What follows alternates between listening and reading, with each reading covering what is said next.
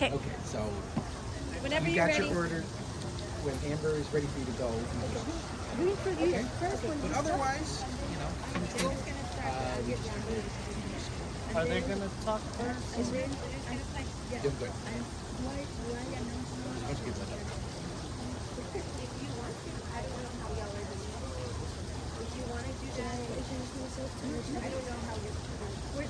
I need to run to the restroom. Okay.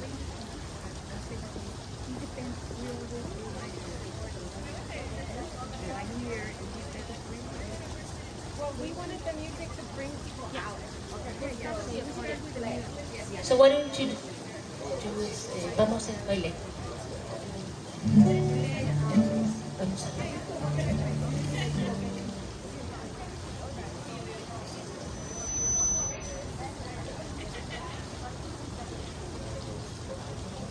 ya.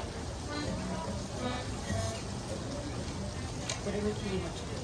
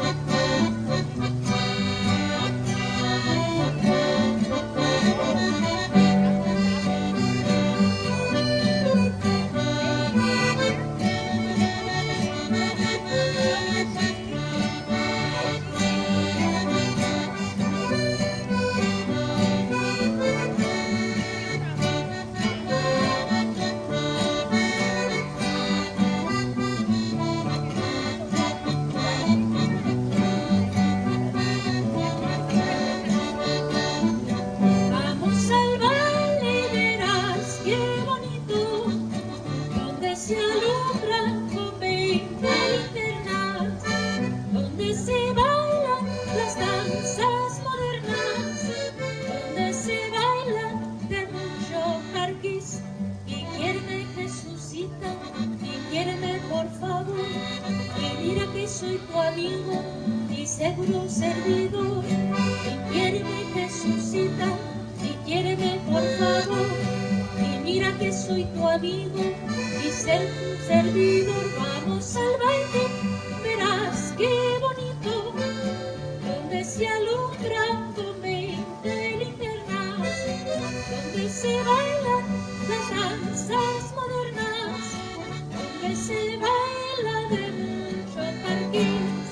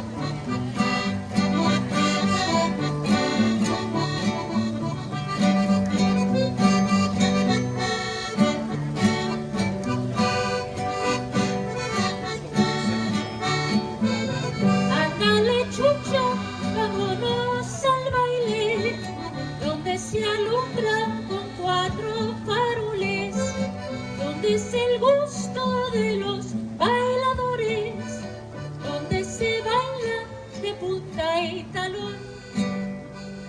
Y quiéreme, Jesucita, y quiéreme por favor, y mira que soy tu amigo y seguro servidor. Y quiéreme, Jesucita, y quiéreme por favor, y mira que soy tu amigo y seguro servidor. Vamos al baile y verás qué bonito, donde se alumbran con 20 linternas, donde se bailan las danzas modernas, donde se baila de mucho carguís.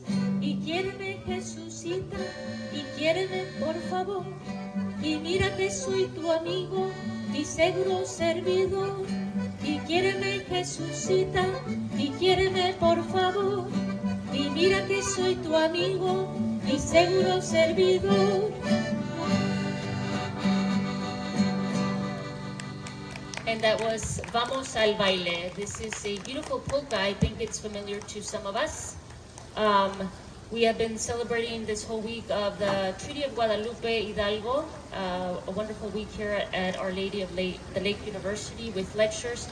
And yesterday there was a very, very interesting panel talking about the different perspectives on the Treaty of Guadalupe and also how it is permeating today in current social situations.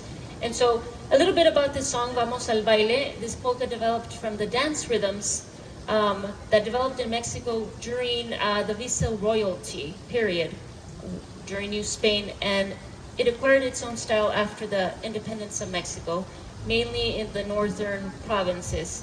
So by the 1840s, this polka dance was popular all over Mexico and would have been part of the epoch during the time of the Treaty of Guadalupe Hidalgo. We're going to do another polka song, La Raspa. I remember dancing this one in grade school.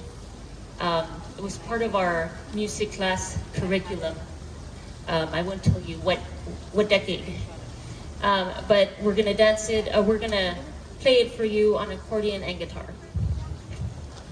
Yeah, for the next one, for the updated.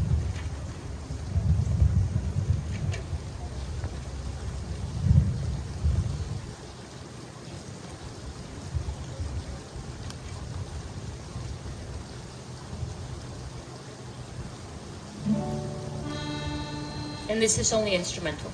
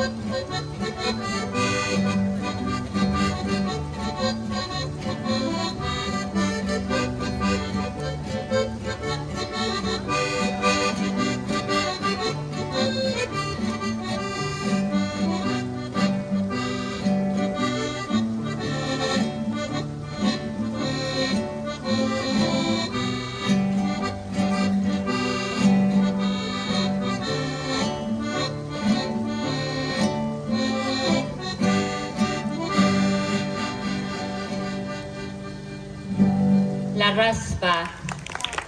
So the word raspa comes from the Latin raspare, referring to a scratching sound. The dance, la raspa, it's a dance. We actually did a presentation to a group of school children, and so we were able to show them a little bit of how it was being danced, and it was a lot of fun. So the dance raspa makes reference to the sound played by the guiro instrument. We had a guiro a couple of days ago, made by the movement of the dancer's feet while dancing. The Aztecs produced an early cousin to the guiro called the ometzihuacitl, which was created from a small bone with serrated notches and was played in the same manner as the guiro. So it's a Mesoamerican, well, it's an Aztec instrument, but Mesoamerican instrument. So we're gonna continue with this next song. This is a song, it's a folk song, and let me introduce ourselves. We are Los Inocentes. We are a music group, folklore group. My name is Pinisa. I am a folklorist and have been playing the music, the folk music from Mexico, Latin America, Spain, and also Texas and the US, kind of rediscovering some of these beautiful sounds. I have been performing as a folk musician for many, many years. And so now I have the privilege to be able to play with my son, Jonathan. He is at the accordion. He's a multi-instrumentalist, and so he has joined us today with Los Inocentes. So it's now 3 generations. My mom, Dr. Centella, also participates. She's with Los Inocentes, does the research, and so we're 3 generations of folklorists and musicians, continuing with the preservation of the music, how it ties in historically to different social, cultural, and political events, and kind of what is documented through the art of music, through song. And so this song we're going to do next is Clarín de Campaña. This is a song that was written during the time of the Treaty of Guadalupe Hidalgo.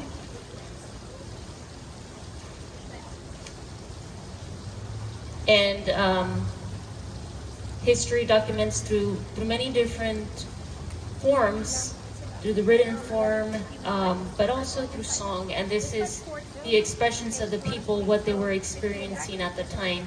And the music also is very from the time, and you can kind of tell how it developed later into the current Tex-Mex folk genre that we have, or genres that we have today. Even there's this, in one of the verses, there's this line that is very similar to a song that was sung during the times of the missions. So for me, that was very exciting when I was listening to this song, and then you could like completely juxtapose it, and it would be the same melody, but you know, recreated in a different way. So this is Clarín de Campaña.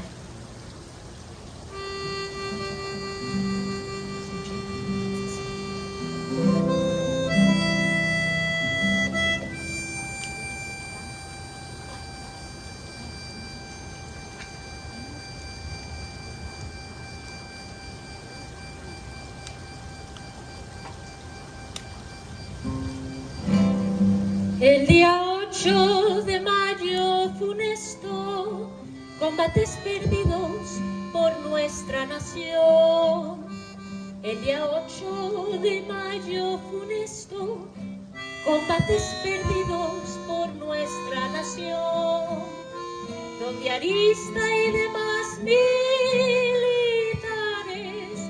su vida jugaron con tanto valor. Donde Arista y demás militares su vida jugaron con tanto valor. Mira, muerte, no seas inhumana, no vengas mañana, déjame vivir. Mira, muerte, no seas inhumana, no vengas mañana, déjame vivir. Recordando que tal vez mañana Clarín de Campaña nos llame a morir. recordando que tal vez mañana clarín de campaña nos llame a morir.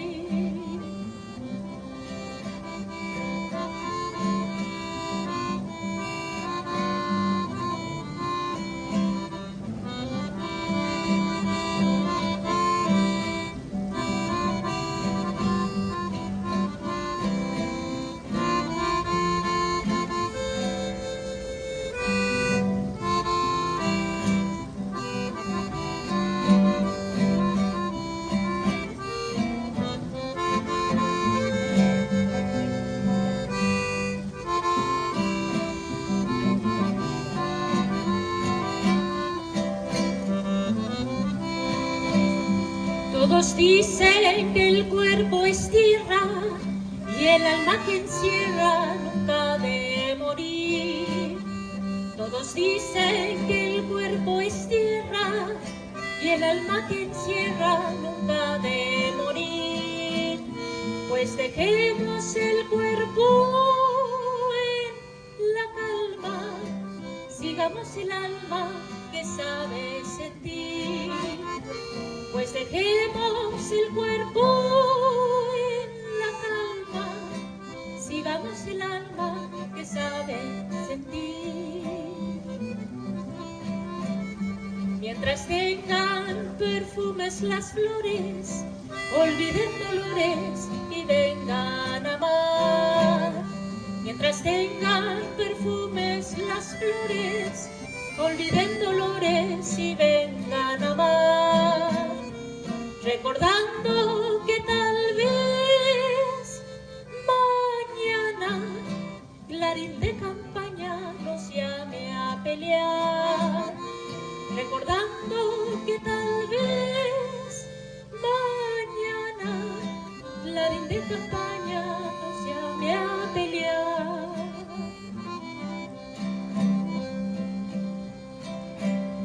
Mientras tengan licor las botellas, beberemos de ellas hasta emborrachar. Mientras tengan licor las botellas, beberemos de ellas hasta emborrachar. Recordando que tal vez mañana clarín de campaña nos llame a luchar.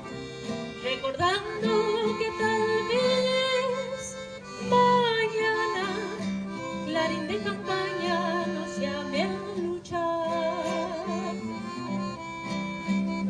El día 20 de agosto funesto, combates por nuestra nación. El día 20 de agosto funesto, combates perdidos por nuestra nación, donde Anaya y demás militares su vida jugaron con tanto valor, donde Anaya y demás militares su vida jugaron con tanto valor.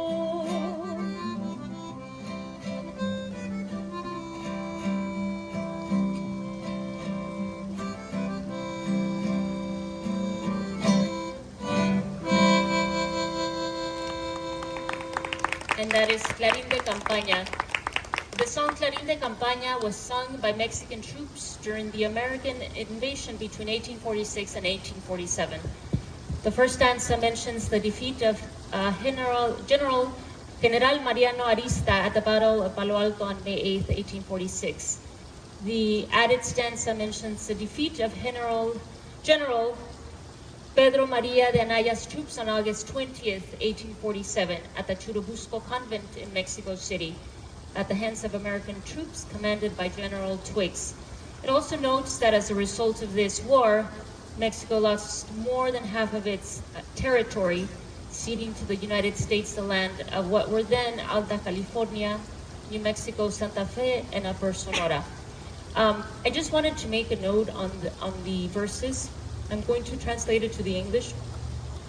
There's two that really call attention to the connection to the Floricanto philosophy that you can still see in the verses, which is why they say, todos dicen que el cuerpo es tierra. Everyone says that the body is earth. El alma que encierra nunca ha de morir. The soul, the spirit that is within it never will die, will never die. Let us leave our body in peace and let us continue with our soul that knows how to feel. And then the second verse that is there, mientras tengan perfumes las flores, as long as there is perfume, literal translation, perfume in the flowers, forget your sorrows and let us love. Let us remember that tomorrow the trumpet call will call us to fight. And that is, you can see the reflection of the kind of the Mexican philosophy of Floricanto, the Nahuatl philosophy of continuing despite sorrow, and that everything we do on this earth will continue. And so it's really beautiful to see that in this verses, how that soul and the spirit will soar no matter what. And so the next song that we're going to sing, in no particular order, because we mentioned Churubusco, we're going to sing this beautiful ballad. It's an Irish ballad, the St. Patrick Battalion. And this is a song that describes the St. Patrick Battalion that crossed over to the Mexican side of the battle, and you'll hear why in this song. And so it is in the Mexican and Mexican American tradition, we have the corrido, and so this is the counterpart, the ballad, the Irish ballad, and there was also the English form and the Spanish form back in the medieval ages. But here we are.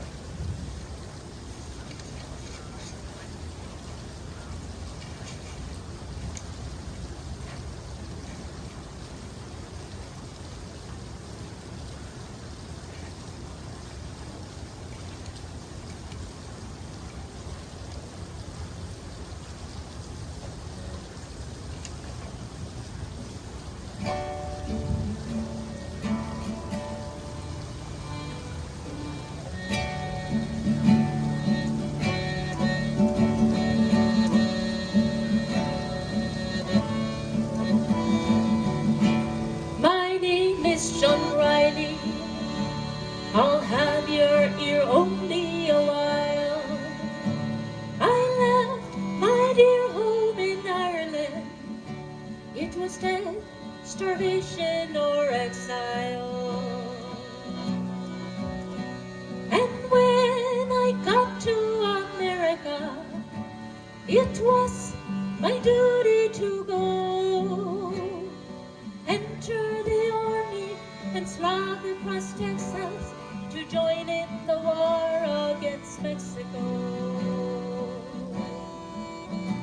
And it was there in the pueblos and hillsides that I saw the mistake I had made. Part of a conquering army with the morals of a bayonet blade. So in the midst of these poor dying Catholics, screaming children, the burning stench of it all, myself and 200 Irishmen decided to rise to the call. From Dublin City to San Diego, we witnessed freedom denied. So we formed the St. Patrick Battalion, and we fought on the Mexican side. We formed the St. Patrick Battalion, and we fought on the Mexican side.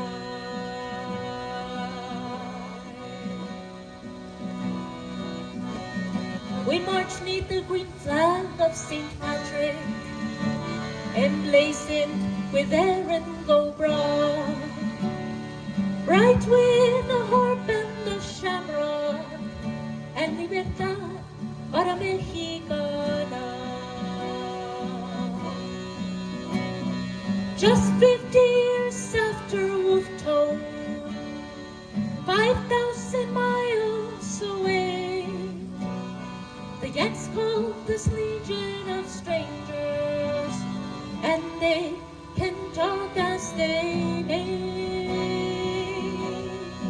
From Dublin City to San Diego, we witnessed freedom denied. So we formed the St. Patrick Battalion, and we fought on the Mexican side. We formed the St. Patrick Battalion, and we fought on the Mexican side.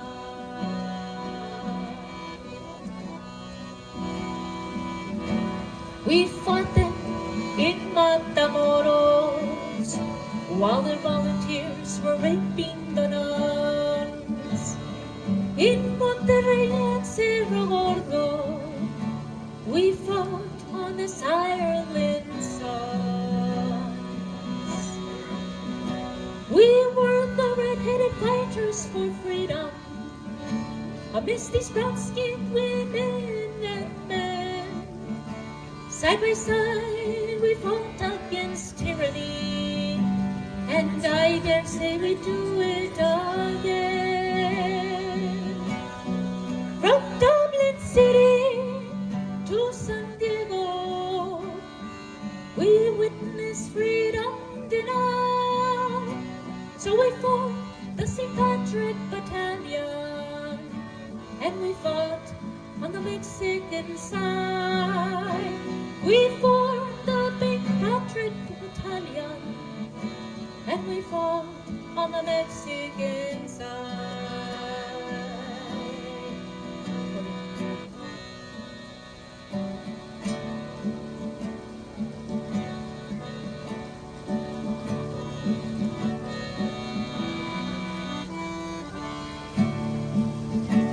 We fought them in 5 major battles. Churubusco was the last one.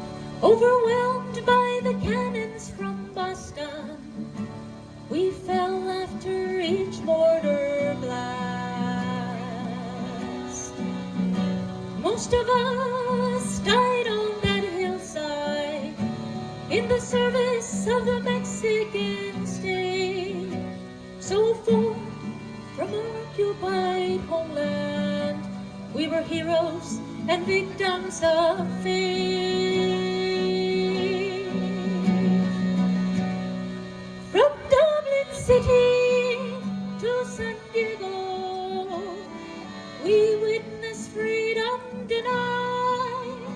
So we formed the St. Patrick Battalion, and we fought on the Mexican side. So we formed the St. Patrick Battalion, and we fought on the Mexican side. We formed the St. Patrick Battalion, and we fought on the Mexican side.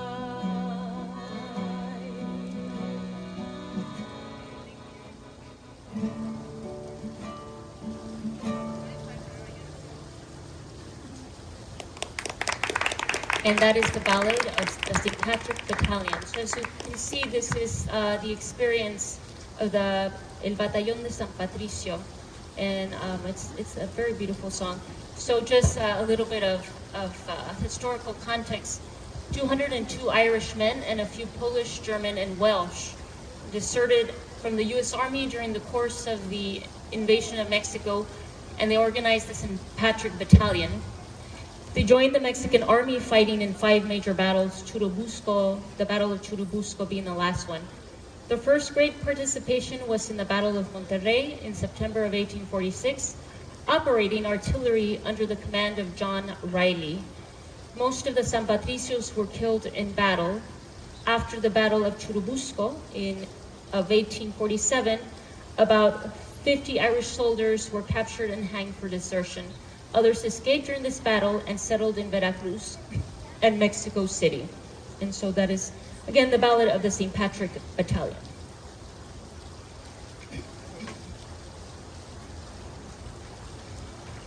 We will continue with another a song now, a corrido. This is el corrido de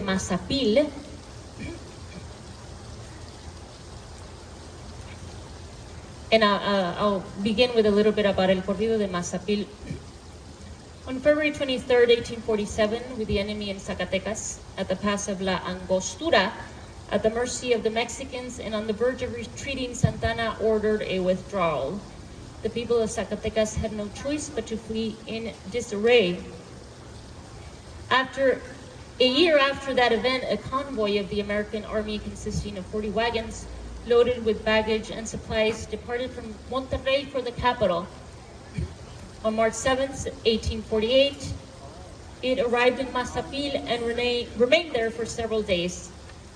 The commanding officer demanded a 3% tax from the local miners on the value of the silver they extracted. And this is what the song is. It's kind of a satire. It explains that whole situation of being taxed in a kind of a satirical way. But in a corrido form. Unwilling to tolerate this abuse, the mine owners complained to the government of Zacatecas, which in turn appealed to the United States federal government. After some negotiations with the commander-in-chief of the invading army, an order was obtained for the American forces to leave Mazapil. This occurred on March 24th, but not before they paid for the value of the goods they had taken and the rent for the houses they had occupied. This corrido folk ballad from the time ironically describes the event. So the folklore of the people, you can, it parallels the historical accounts that took place. And so this is el corrido de Mazapil.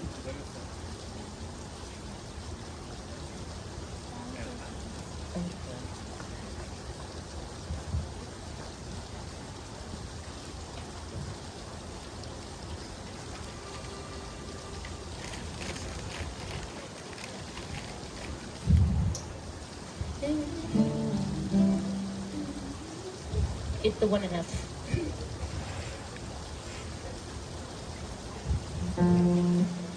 El corrido de Mazapil.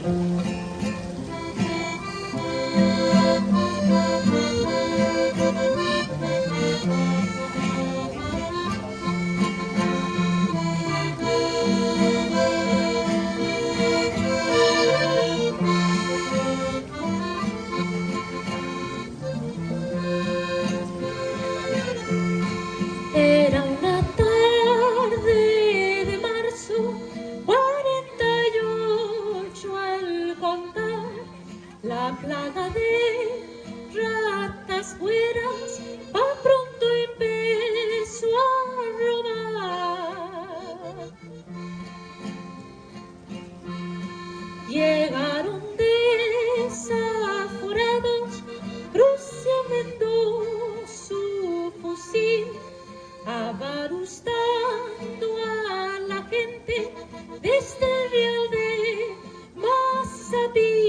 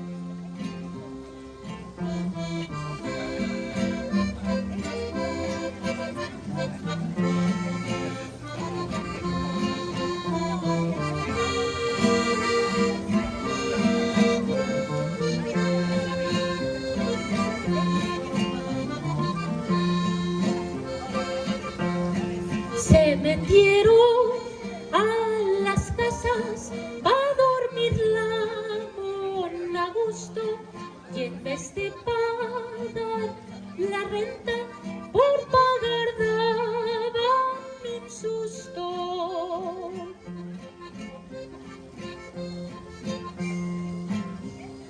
Vuela, vuela, palomita, del portal a los mesones, que muera el maldito escote, el Taylor y sus gorrones.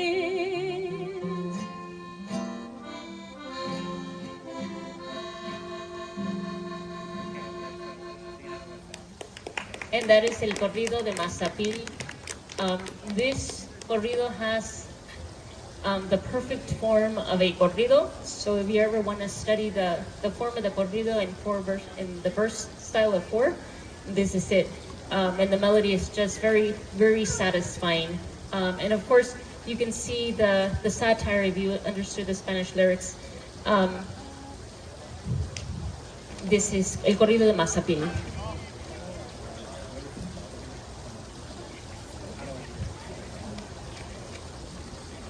Now we're going to move to another corrido. This is not from Texas or the northern part of Mexico, but comes to us from California, and the experience of the Tratado de Guadalupe Hidalgo, the Treaty of Guadalupe, or the Mexican-American War in California.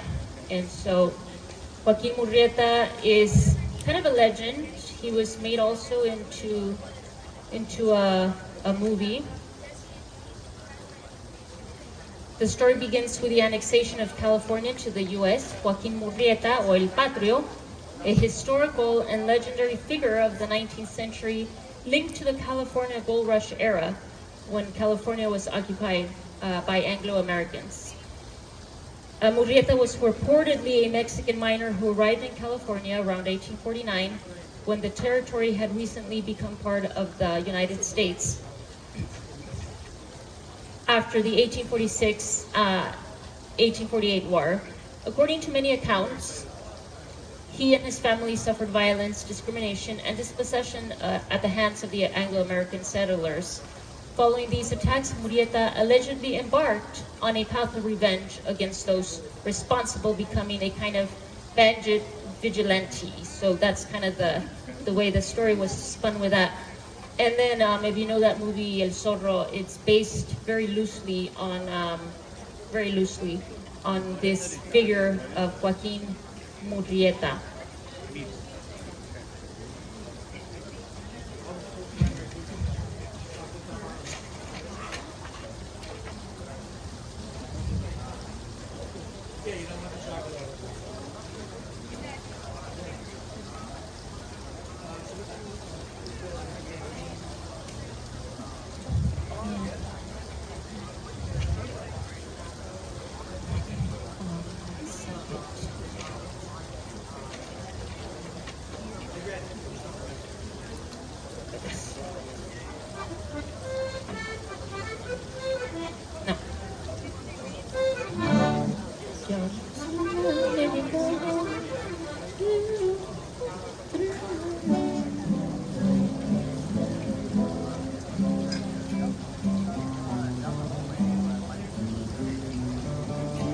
I can do it on C.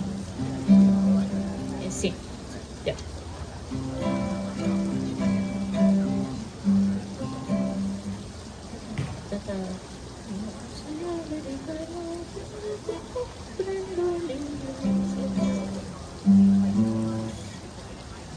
And this is also a great musical example of a corrido form. I think a lot of corridos in contemporary times of las bandas that play the corridos based it on this form.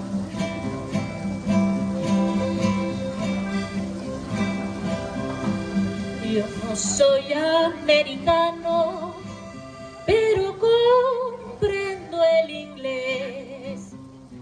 Me lo aprendí con mi hermano, al derecho y al revés. Y a cualquier hombre inhumano hago temblar a mis pies. Cuando apenas era un niño,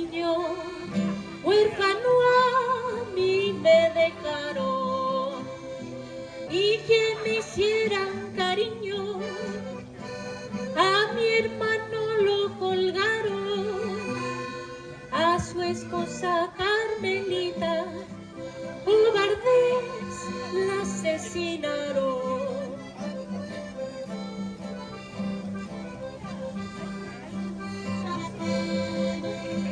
Yo me vine de Hermosillo en busca de oro y riqueza, al indio noble y sencillo lo defendí con fiereza.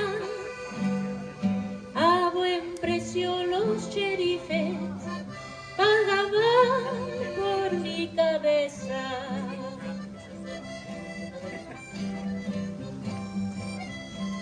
Yo me he metido en cantinas castigando americanos.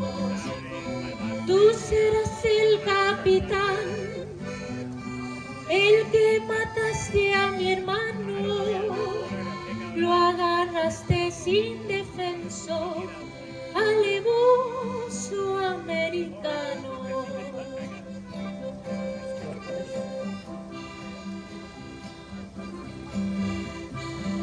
No soy chileno ni extraño en esta tierra que piso. De México es California, porque Dios así lo quiso. Y en mi zarape cocida traigo mi fe de bautizo. Yo me pasé en California por el año del 50, con mi montura plateada y mi pistola repleta. Yo soy ese mexicano de nombre Joaquín Murrieta.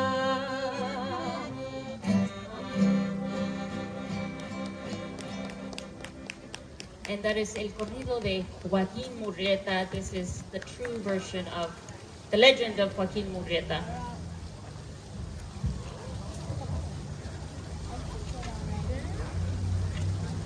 We're gonna now go to this song. I think many of you know it. Many of you know it as connected as a folk song, and possibly connected to the time of the Mexican Revolution, La Cucaracha. It actually comes to us from before, and as it moved into time and context, the lyrics changed as some of these corridos and folk songs. And so we're going to have a little fun with this one. And this is the version for the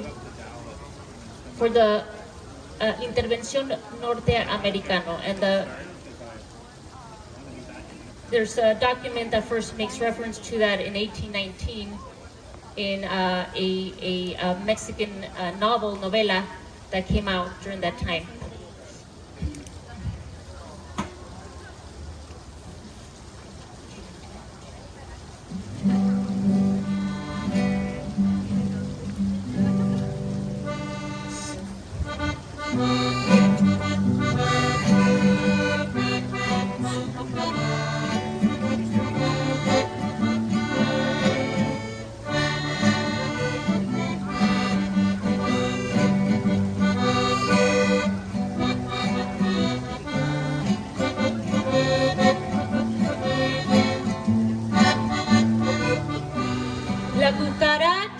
La cucaracha ya no puede caminar porque no tiene, porque le falta la patita principal.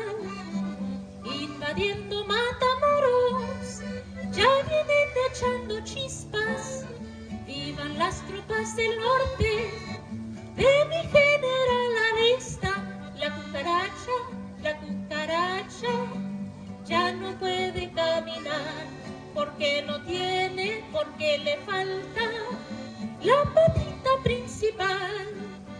Con los rizos de Wisconsin voy a hacerme una toquilla pa' ponérsela al sombrero del soldado Porfirio Díaz. La cucaracha ya no puede caminar porque porque no tiene, porque le falta la patita principal.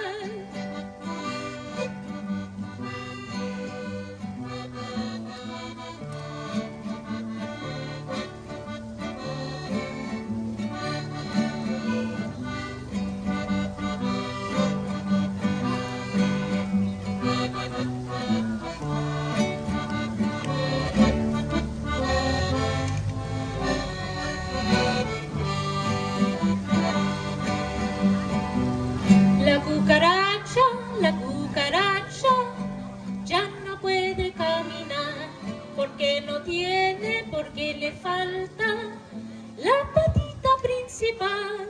La cucaracha ya no puede caminar porque no tiene, porque le falta la patita principal. Ya murió la cucaracha, ya la llevan a enterrar entre 4 guardias gringos con escotes sacristán. La cucaracha ya no puede caminar porque no tiene, porque le falta la patita principal.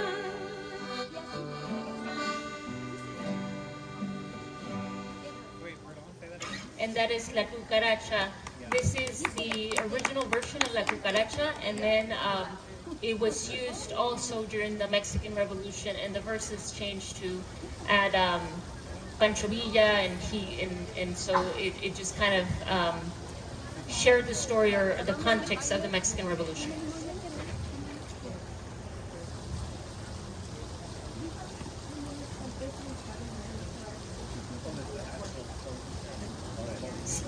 So we're going to do a polka.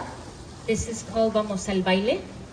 And we're going to share with you again. And if anybody wants to dance, I hear Dr. Chavez dances. Vamos al Baile, not this one, okay. So this is, again, a little bit about the song Vamos al Baile.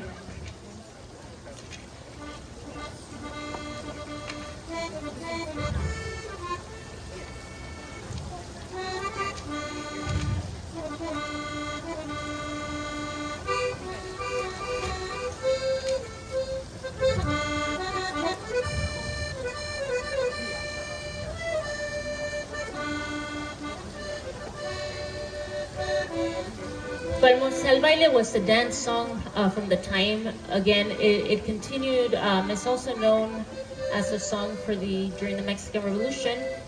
This is a polka that was developed during the time of the Viceroyalty, Viceroyalty, and it acquired its own style.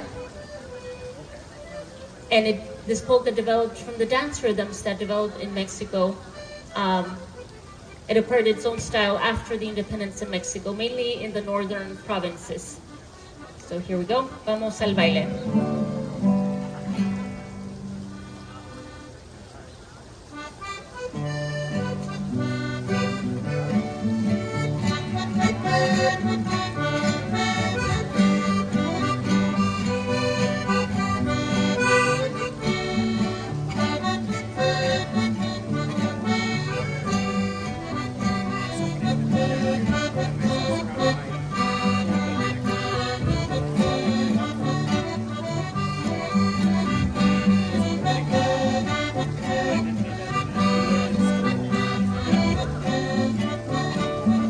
Vamos al baile y verás qué bonito, donde se alumbran con 20 linternas, donde se bailan las danzas modernas, donde se baila de mucho carquiz. Y quiéreme, Jesucita, y quiéreme por favor, y mira que soy tu amigo y seguro servidor. Y quiéreme, Jesucita, y quiéreme por favor, y mira que soy tu amigo y seguro servidor.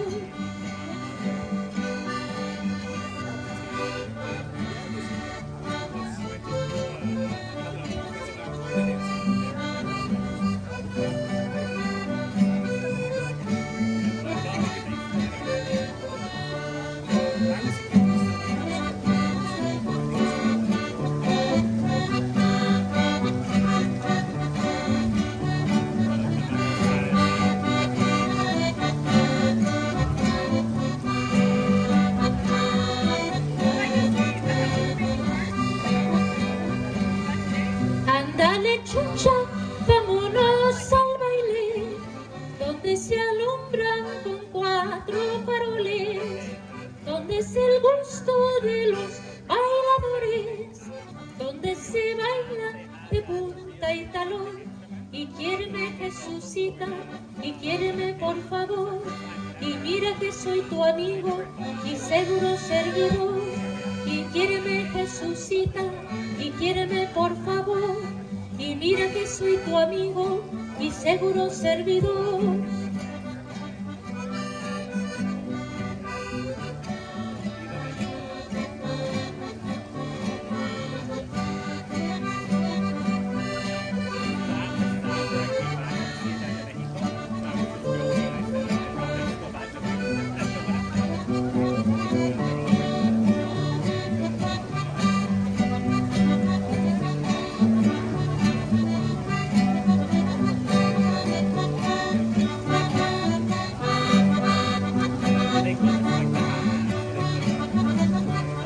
Y quiéreme, Jesucita, y quiéreme por favor, y mira que soy tu amigo y seguro servidor.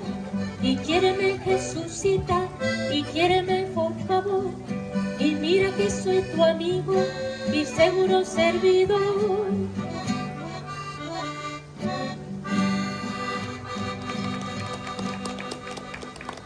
And that is Vamos al Baile.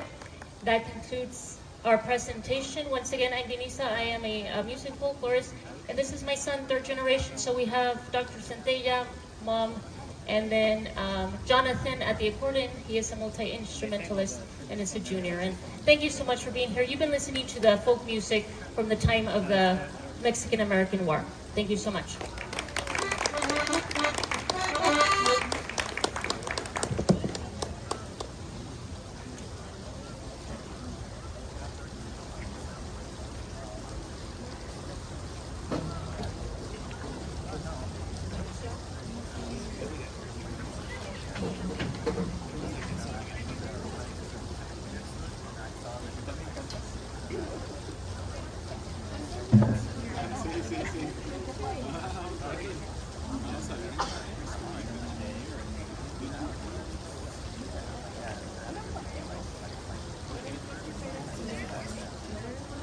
Hello. All right, thank you. Thank you everybody for being here, for joining us for the closing ceremonies of El Segundo de Febrero, where we recognize and observe the resilience of the peoples of this area. My name is Amber Ortega, and I'm the coordinator for the International Folk Culture Center. We are located in the Mark Building, if you never knew where that was, which is right there. All of our events and classes we do that involve the sharing of culture in folk ways. We also have a lot of dance and movement classes. We have music classes as well. Everything is free to OLLU, students, staff, faculty, alumni, so you're welcome to come through. We have programming, we have classes 7 days a week. So thank you again. Let's give another round of applause to Los Inocentes. They've been doing some great work this week. So we're just going to have a few reflections, and then we're going to have a blessing, which will involve taking an offering to Lake Elmendorf. So if you can stay with us, you can do that with us. So for right now, I'm just going to bring up our president of the university, Our Lady of the Lake University's own president, Dr. Abel Chavez, and he has some remarks for us.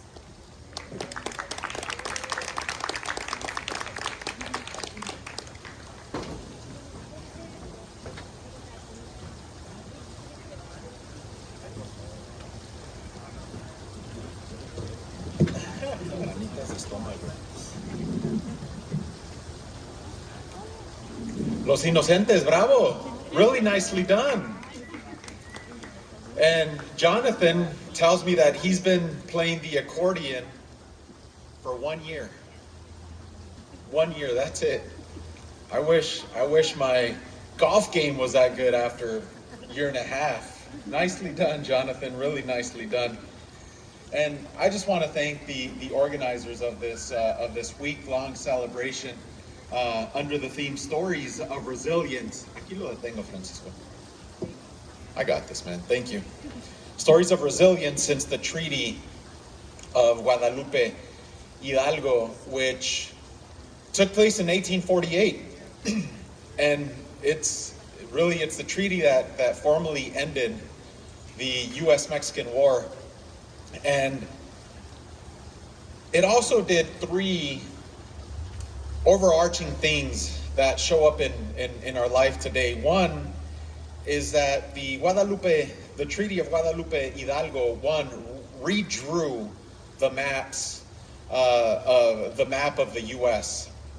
After Mexico ceded about half of its territory. The states that we know of today: California, Nevada, Nuevo Mexico, parts of Colorado, Texas, Utah.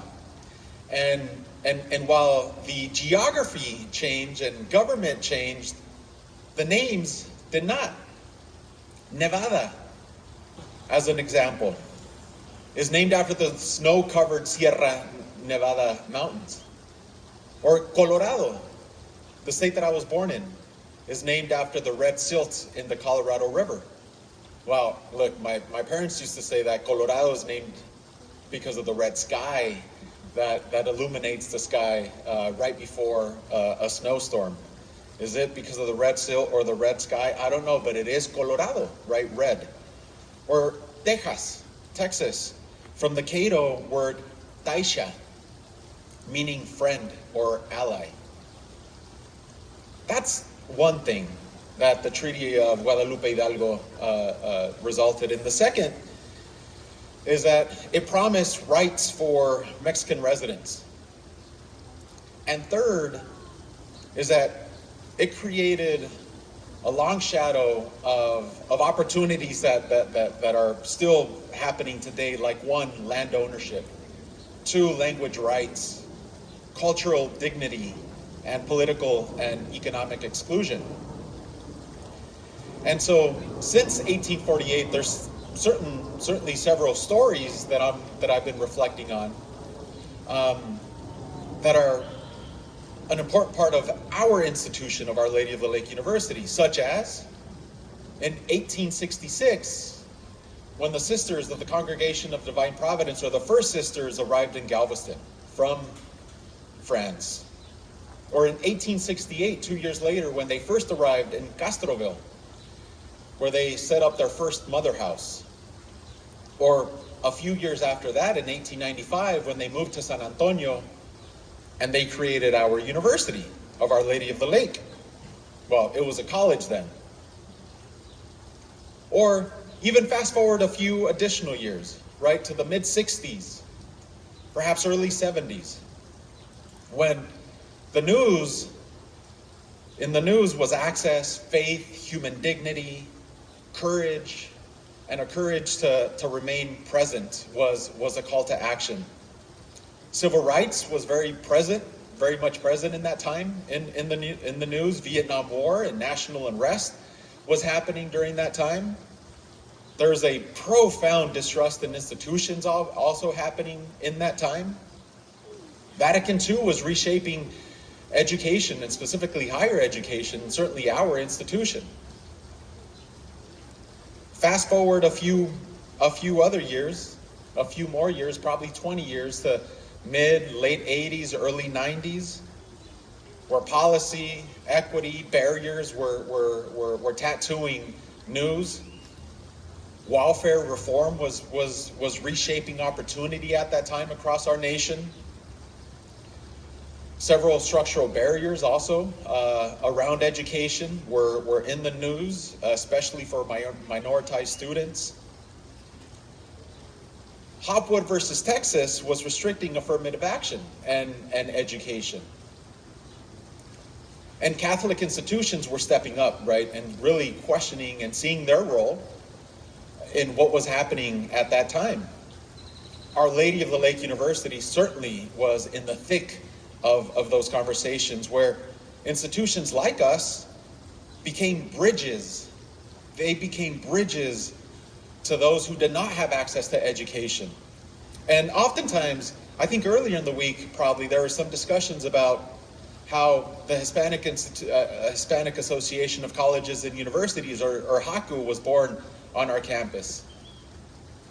Well, HACU was born, really, it was not by accident, but it was by a need that was in place for access to education, for higher education more specifically. And that was a response by Our Lady of the Lake and a subset of about a dozen other institutions to respond to those needs and create those bridges for students. And so today, there's several stories of resilience that are continuing to emerge, and several more that will continue to emerge from 1848 to present. And so my question for you all is, what is your story of resilience that you will shape? That you will shape the livelihoods of those around you, your families, your friends, for a better tomorrow. And so I was telling Chief earlier a story about my mama. And my mom, as a kid, she would always tell me, "Ay, mijo, como eres activo." She would say something else afterwards, but, "Oh, son, you are so active."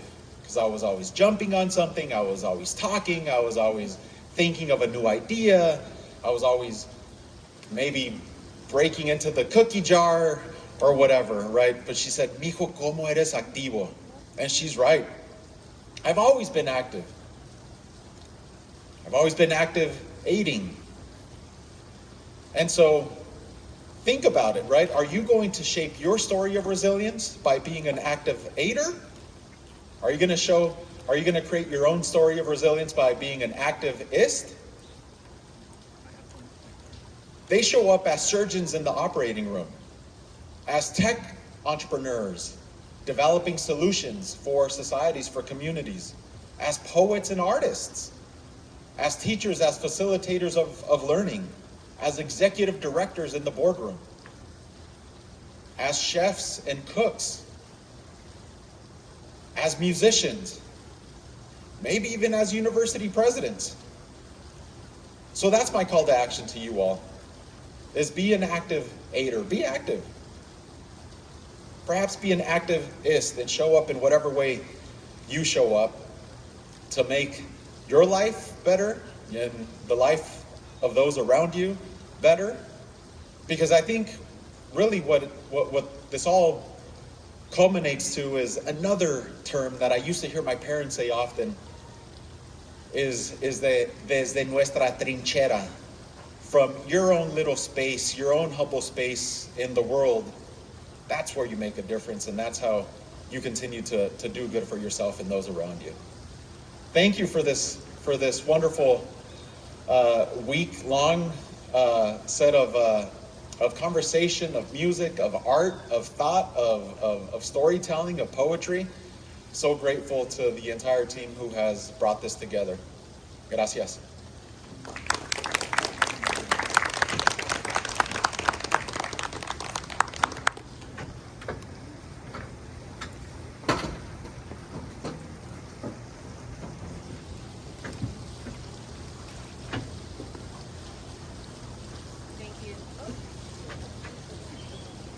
Hello. Oh. Thank you, President. Before we move on to our reflections, I just wanted to say a few thank yous. We had several departments and community leaders who came together to make this all happen. So thank you to Liana Morales, who is our OLLU library archivist, did a lot of research and put together our Segundo paper panels, which are up and can be viewed in the library. Susie Gonzalez, I don't know if she's here, visual and new media program lead, for getting her Barrio art students together and getting some art made, and they are working on a longer project, mural restoration, which is going to be one of our main projects out of El Segundo. Jesse Haraska also for assisting with the mural restoration project and doing a lot of the liaison work between departments and also with city leaders. Gloria Orivaso for organizing and making sure that we had our blessing on the first day. That was very important. Valerie Martinez and Apolonio Trejo from Mexican American Studies, bilingual education and the education department for supporting in all the work that they did. I want to go ahead and point out our community members. Carlos Gonzalez, who is an alumnus of Our Lady of the Lake in bilingual education. He kind of is the instigator for all of this. He has been speaking with us for many years about this and bringing to light a lot of the stories that we didn't know beforehand. So as a firsthand person who was there back in the 70s, that was very helpful. Along with Miguel Acosta, who is also a community member. Miguel was the first, it is his name that is on the letter talking about El Segundo coming out of OLLU. Dr. Maria Centella for all of her research in community.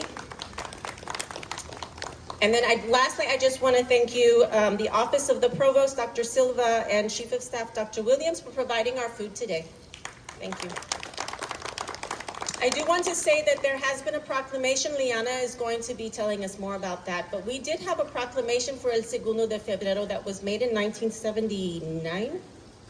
And I wanted to read that because this is also part of our initiative, is to have another proclamation from the city come out that supports the observation of El Segundo, and then statewide and then nationwide. So I'm reading from the 1979 proclamation. Whereas Our Lady of the Lake University, in cooperation with the Instituto Cultural Mexicano, Centro Cultural Aztlán, El Camino Club, and the Institute for Intercultural Studies, OLLU, will be celebrating the second annual Mexican American Commemoration Day on February 2nd, 1979. And whereas the program will include a variety of cultural expressions, poetry readings, films, art exhibits, and presentations by distinguished Tejanos. And whereas Mexican Americans have constituted a historic presence in the United States since 1848 and have made significant contributions to the historical, economic, and cultural development of San Antonio, Texas, and the United States of America. And whereas February 2nd, a day of commemoration and renewal, will be making both the beginning of that presence and of the efflorescence of a Mexican American culture that augurs a significant future for the United States and Mexico. Now, therefore, I, Lila Cockerell, Mayor of the City of San Antonio, in recognition thereof, do hereby proclaim Friday, February 2nd, 1979, as Mexican American Commemoration Day in San Antonio, Texas. But I do want to make one little note, is that Carlos keeps being very specific about his wording, and he calls the signing of the Treaty of Guadalupe Hidalgo as the birth of the political Mexican American. So it is a political identity that was born on that day. Thank you. So then I'm going to bring up Jesse, who is going to give us some reflections about the mural.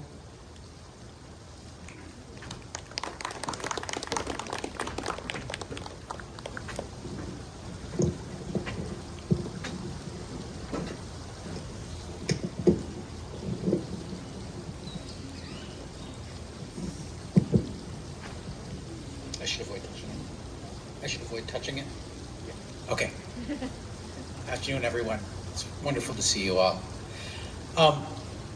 Since I started working here at Our Lady of the Lake University, I've come to understand that the west side of San Antonio is filled with treasures, all sorts of different types of treasures. And one of the most public but also most hidden of those treasures is the collection of murals that decorate Casiano homes, which is one of our city's largest public housing authority projects with about 500 units a few miles southeast of us, still on the west side.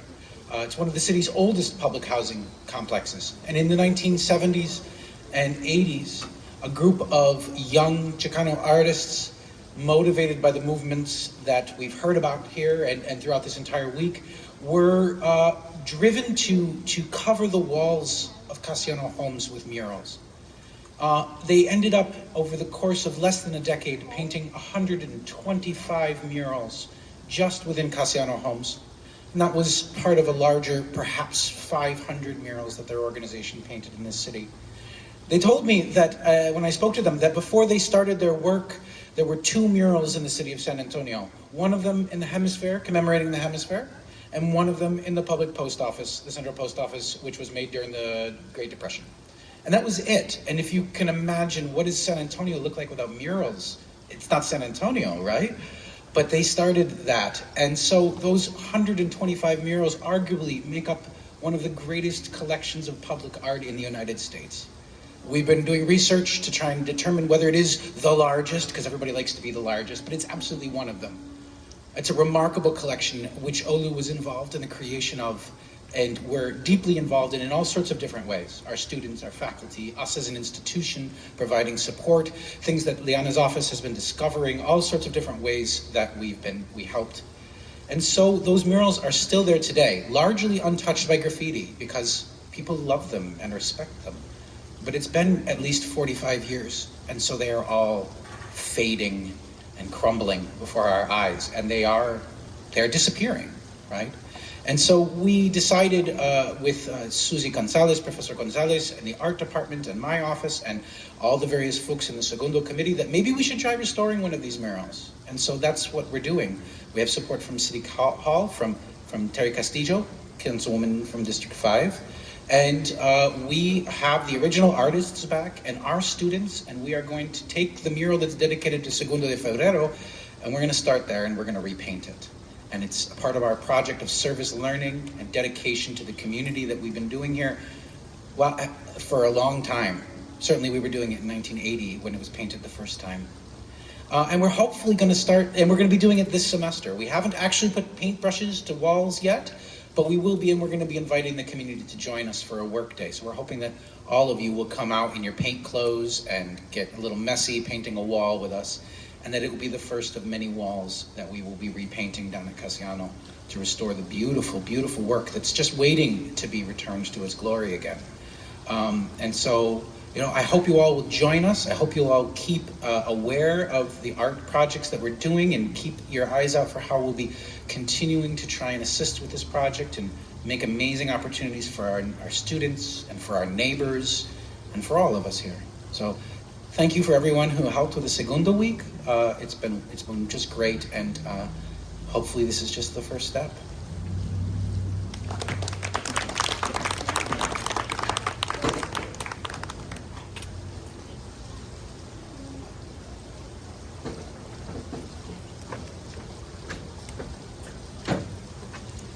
Hello, everyone.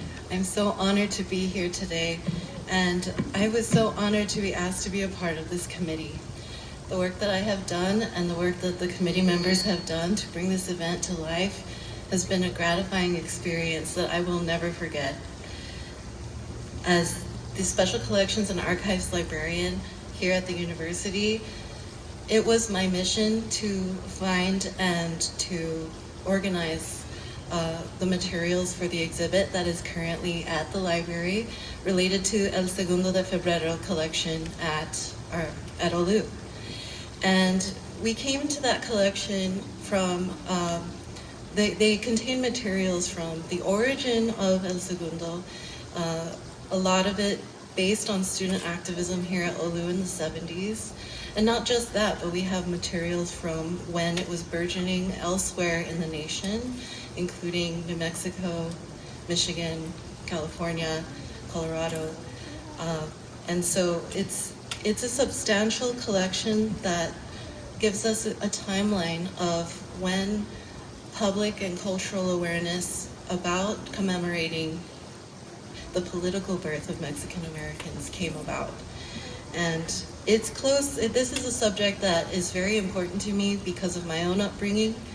A little more about me, I'm from El Paso, Texas originally, and I grew up learning about my identity from my grandparents. Attending school and being around classmates who were of similar background to me didn't really click with me until I had conversations with my grandfather about where we came from. And he told me the story of, well, we all have people with my similar background have migration stories, and on my grandpa's side, it was during the Mexican Revolution. And so my great-grandfather came to the United States during the Mexican Revolution and started his life in the United States in 1909. And so from that point and understanding that point, my grandfather made it very clear that we are Americans of Mexican descent and that he identifies as a Chicano. At that time, he was also a former activist in the 70s, and so I've taken that to heart, and I've taken it with me into my adulthood, and wanting to show others and teach others about the things that make us who we are. So I was, in my role during this event, I curated a collection that you can see at the library, as I mentioned earlier, but I've also been on the lookout for other commemorations around the nation, and there are. In fact, the governor of New Mexico, Michelle Lujan Grisham, recently, on the actual day, February 2nd, she issued a proclamation from the executive office of the state of New Mexico, which is very similar to what Amber has read for you from the city of San Antonio. The marked thing to note about this proclamation is that it is meant to be national. And I'll read to you a little bit of an excerpt from the version that was just released this year. Whereas, on February 2nd, 1848, the Treaty of Guadalupe Hidalgo was signed, marking a pivotal moment in the history of the United States and Mexico, reshaping the cultural and geographical landscapes of North America. And whereas this treaty ceded lands that now comprise much of the American Southwest, including New Mexico, and granted U.S. citizenship to Mexican citizens living in these territories, giving rise to a distinct ethnic identity, Mexican Americans whose activists proudly embrace the name Chicano. And whereas in New Mexico, this history is deeply personal and enduring, as generations of Mexican Americans and Chicanos have preserved their language, traditions, and cultural values, contributing to the unique heritage that defines our state. And whereas Mexican Americans and Chicanos represent the largest indigenous ethnic group in the United States, numbering nearly 40 million people, and in New Mexico, their influence is woven into every aspect of our society, from art and literature to governance and community life, reflecting ties to Mexico that transcend an artificial border. And whereas February 2nd, 1848, symbolizes the birth of a new identity of Mexican Americans, and in New Mexico, this identity has flourished through resilience, creativity, and advocacy, even in the face of marginalization and discrimination. And whereas this day honors the vital roles Mexican Americans and Chicanos have played in shaping New Mexico and the nation, strengthening our economy, enriching our cultural fabric, serving in defense of our freedoms, and championing civil rights and labor reforms.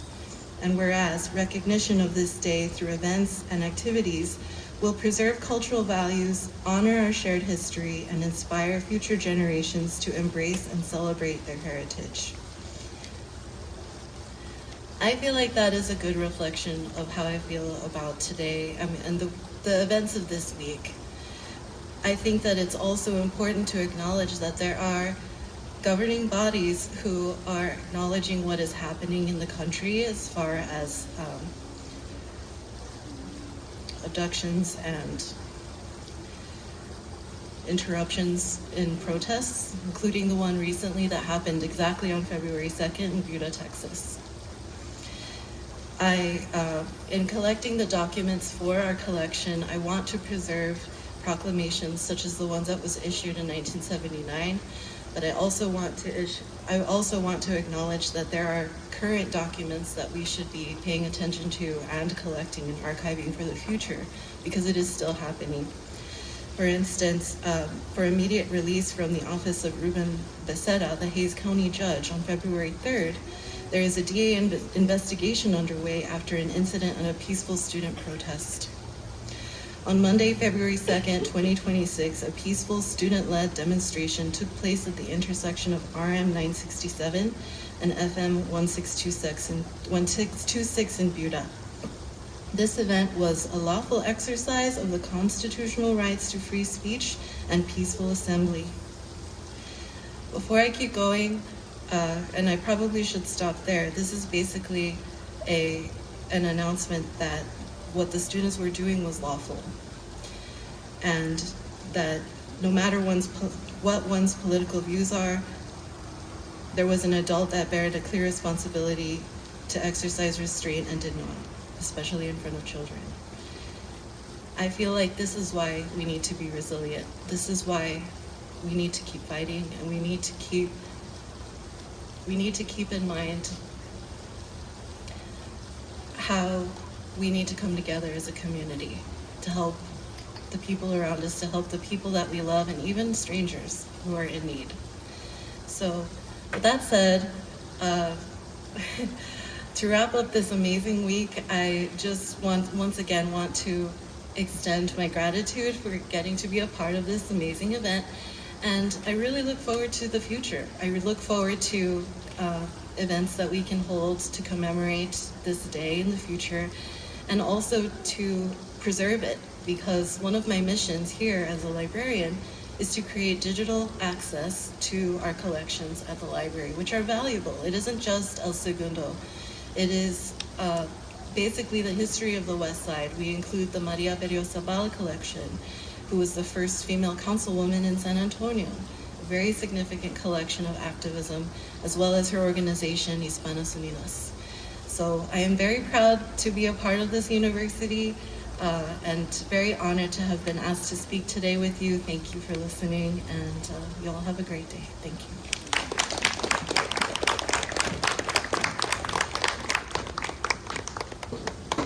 So now we can all move over this way for the blessing, for the closing blessing.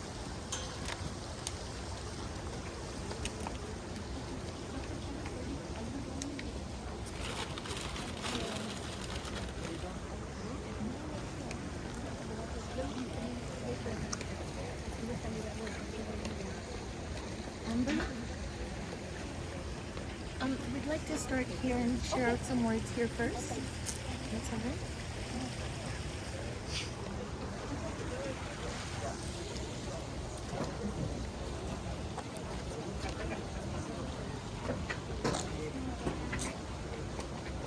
Greetings, everybody. Good afternoon.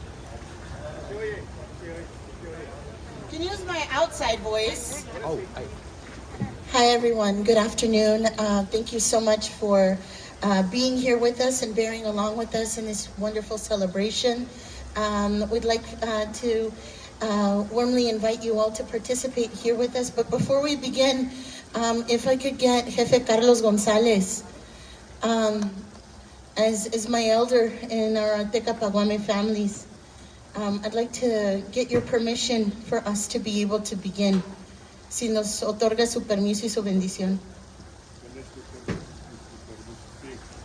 Muchísimas gracias. I'd like to invite you all to participate with us if you feel so comfortable. What we're going to do is do a four direction song that's going to help us to begin our closing and be able to share that with you all. Again, my name is Carla Aguilar, and here with some of my sisters from our dance group that practices here at the International Folk Cultural Center. Before we begin sharing some words with you all, we'd like to help us to ground a little bit into our space. Buenos días, jefa, un gusto verla también. And so we'll begin facing the east, and then we'll turn 180 degrees to face the west, and then we'll turn to face the north, and then we'll be facing the south, and then we'll be projecting ourselves to the center of the sky, the heart of the sky, and then we'll be projecting ourselves down to connect with the heart of the earth, and then we'll be coming back around to that center that unites us all here today. And so this is, one of the ways that we can remind ourselves that we are the center of the universe everywhere it is that we go, and it helps to ground and to center ourselves.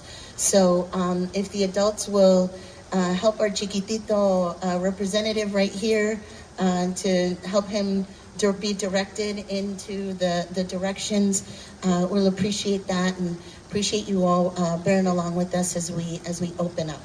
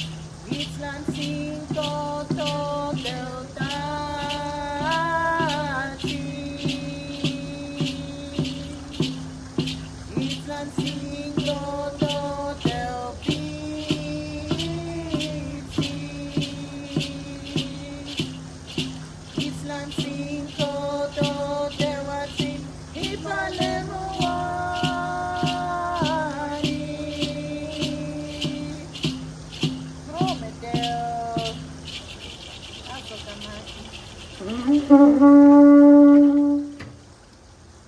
gonna put down our instruments here. We'll share a few words.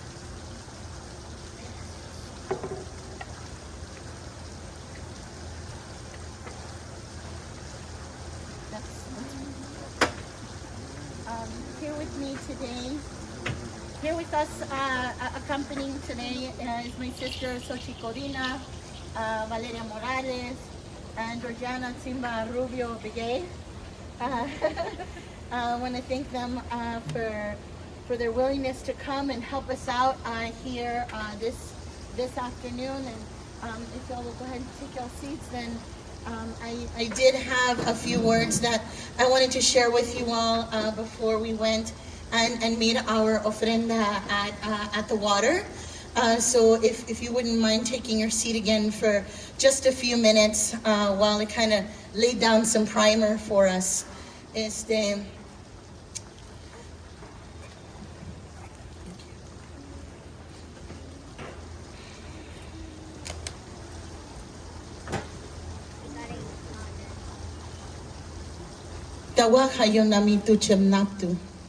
To all my relations. That is a way that we acknowledge all of our relations in the language of Pahalat or Pahalate, which one of our elders here, Miguel Acosta, has dedicated decades of his life to connecting with and researching and reactivating this language, which is the language of the sacred. It is the language of these lands. Extremely grateful for the opportunity to be present with you all here today and to offer this closing here with my sisters to this February 2nd commemoration, where in the transcourse of the last week, you very likely heard of the implications and the ripple effects of what that Segundo de Febrero Treaty of Guadalupe Hidalgo, what it has done to our land and to our people and our state of consciousness. We've probably also gotten to understand a little bit more about what it means when the border crosses people and what does that do to the mindset of a nation. And so I'd like to offer you an additional consideration that you can take with you as you leave, as we close out this February 2nd commemoration. As an adopted member of the Tapilam Coahuiltecan Nation and the Auteca Paguame families, and as a servant of the people through their families and the duties and the responsibilities that I have here to this land, have given me the opportunity to study and to learn a lot more about where we are, who we are, and where we stand. Before this place was called the United States, before this place was called the Republic of Texas, before this place was called Mexico, before this place was owned by the Crown of Spain, before it was owned by any of those flags, this was Indian land. The people here belonged to the rivers, to the birds, to the trees, to all of the life that continues to exist here. And you can change all the flags that you want. You can have one flag now, have another one later. We've already been through 6 and 300 and something years. At the end of the day, this will always continue to be Indian land. This will always be a land stewarded by the Coahuiltecos, by the Apaches, by all of those tribal communities that have walked on these lands for thousands and thousands of years. What does that mean for when we take an acknowledgement of this historical fact from 1848, right? This way, that's just a blip in time. Even 300 years since they founded this place called San Antonio is just a blip in time. And how do we take a moment to step back and acknowledge a wider view of time, and how that can help us to understand that change is a constant with certain things on the superficial level when it comes to quote unquote nationalities. But when you take that step back and look deeper at things, Where is our duty and our responsibility to really know who we are? To really know where we come from and the responsibilities that we have to these little ones, so that they're not confused about where they come from or who they are and how deep it is that their roots run. Far deeper than some stars and stripes or, bandera tricolor. Beyond that, our responsibilities and our duties here to the land and to the people transcend all of those national limitations. And so that is the seed that we come to remind us all too, that we have a deeper understanding of who we are as a people. We're not defined by those nation states. We're defined by the values and the culture from which it is that we come from. And we can intellectualize it all that we want, but at the end of the day, there's certain things that allow us to be able to live on this land, and the first thing is the water. We're nothing without the water. And we think that we can commodify it, bottle it up, clean it, recycle it, twist it up, and whatever you want, but at the end of the day, if we don't have our basic initial respect for the water, we're lost as a people. And thank goodness that City Council just voted down that mud district creation over here on the northwest side. If you're not familiar with it, go check out the news.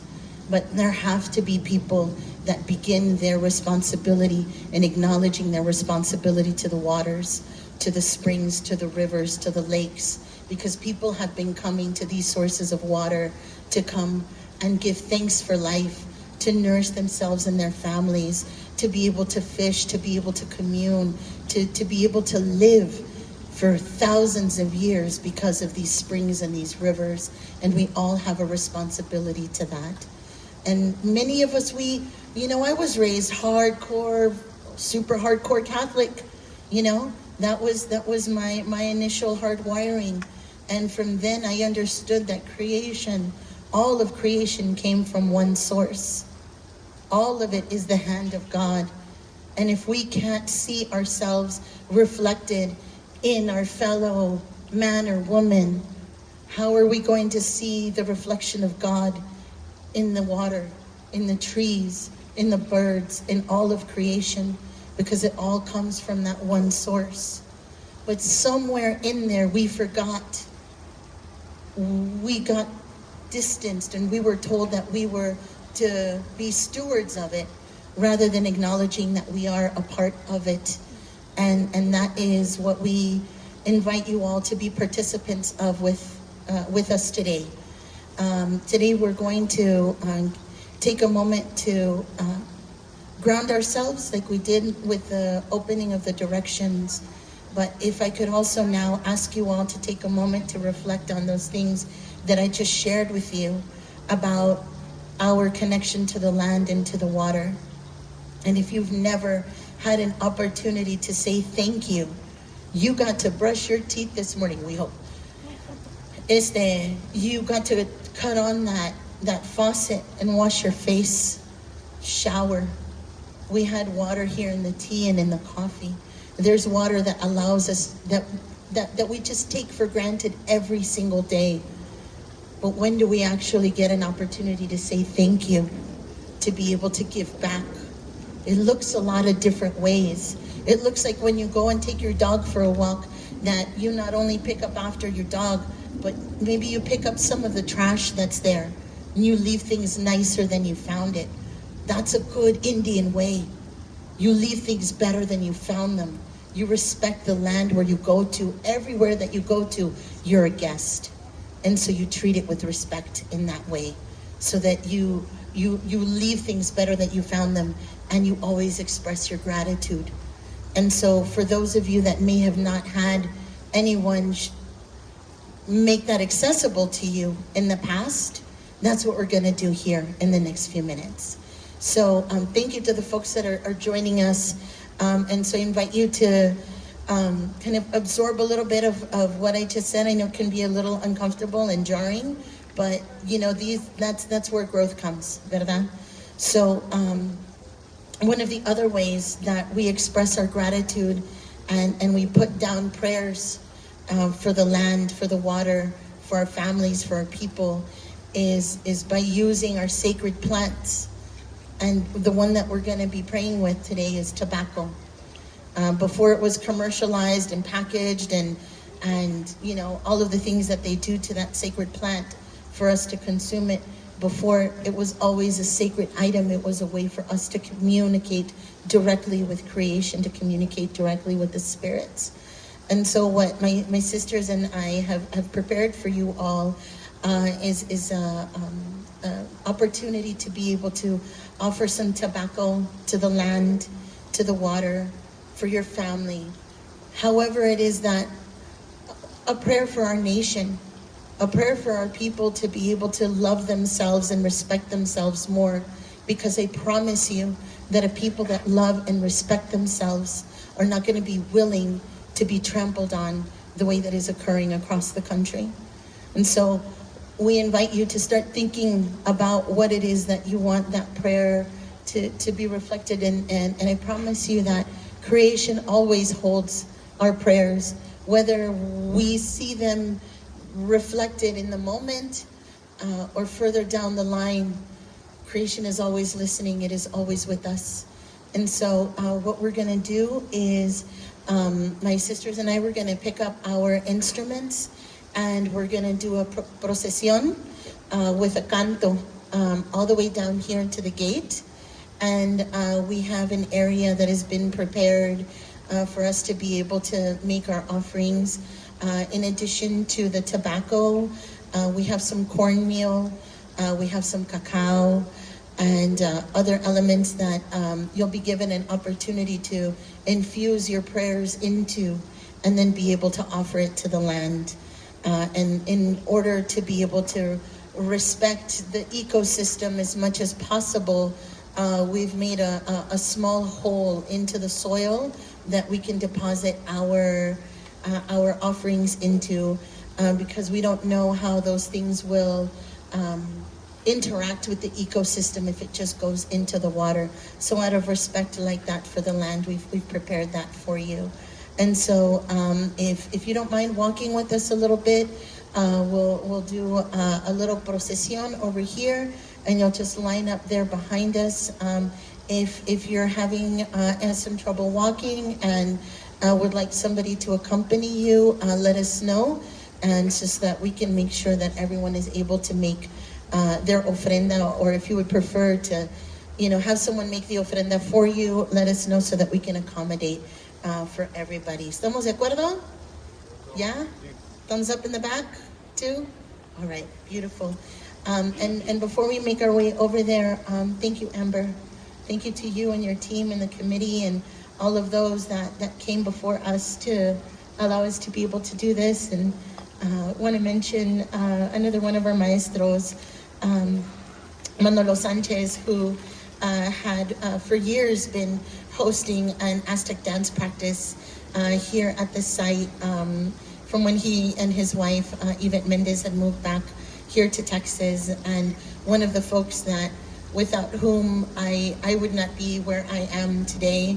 I also want to mention Maestro Andres Segura Granados, who was also a professional dancer, historian, cultural bearer, who planted seeds here in all along the Southwest, in Texas, Arizona, New Mexico, California, because he understood that the so-called Chicanos, that they had roots, and that he was, through the danza, through the sharing of the danza, that was a pathway for Chicanos to be able to connect more deeply to their roots. And so want to uplift his name and legacy. And also want to mention the name of Ramon Vasquez, Camarillo, Vasquez y Sanchez, excuse me, Jefe. Ramon Vasquez y Sanchez, who was also one of the pioneers and puntas de flecha in our work of being able to reclaim who we are as indigenous people here of these lands, that was wise and intelligent and committed enough to acknowledge that they weren't just Mexicanos and they weren't just Chicanos, but they had been here since the beginning of time and put in the work and the effort to be able to take embers of what was left of our culture and our language as a Tapilam community and tend to them and care for them, that now 40 plus years later, you have children that are being born knowing their names, knowing their roots, knowing their cultures, and that never again would a Coahuiltecan child be told that their people are extinct, and the violence that comes from those erroneous cultural narratives.